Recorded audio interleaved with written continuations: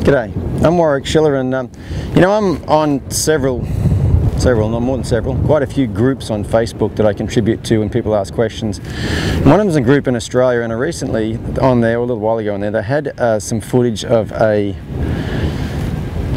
famous clinician from around the world somewhere working with this horse that was completely rude and ignorant and kind of wanted to run this person over, and this person had to get a little bit firm and like bump on this lead rope a little bit a few times, and there was a huge uproar in there about how abusive that was and how nasty, and you know, I would never do that to my horse and that sort of thing, and they got all bent out of shape about, you know, just firming up on a horse a little bit.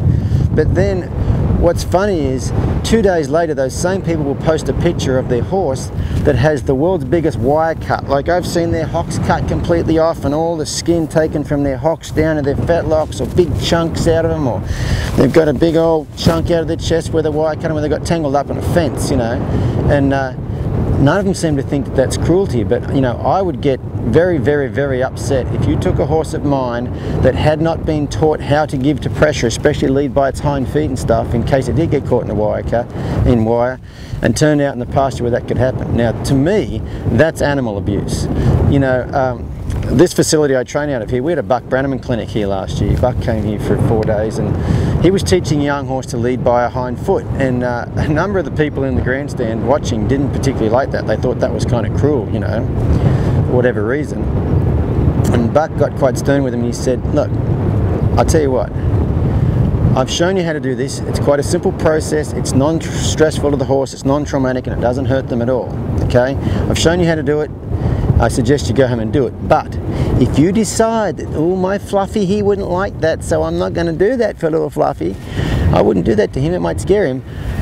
If you decide not to do that, and you go home, and your horse ever gets tangled up in a fence and fights it and cuts himself open, after the vet comes out and stitches your horse up and puts him on a large dose of antibiotics and cleans up all that blood and stuff, what you need to do is you need to go in the house, go in the bathroom, look in the bathroom mirror, point at yourself and say, you could have prevented this.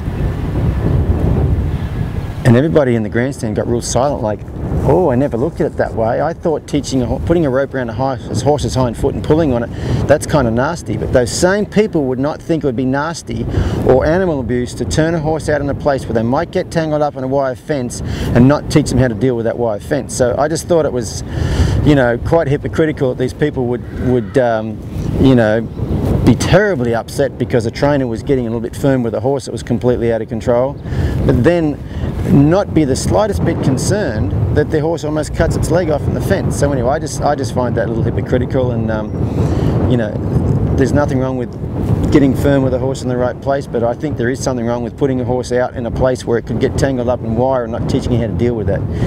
So anyway, that's my thoughts on wire cuts and teaching a horse to lead by a hind foot and getting firm with unruly horses. But anyway, hope that gives you something to think about. See you guys next time.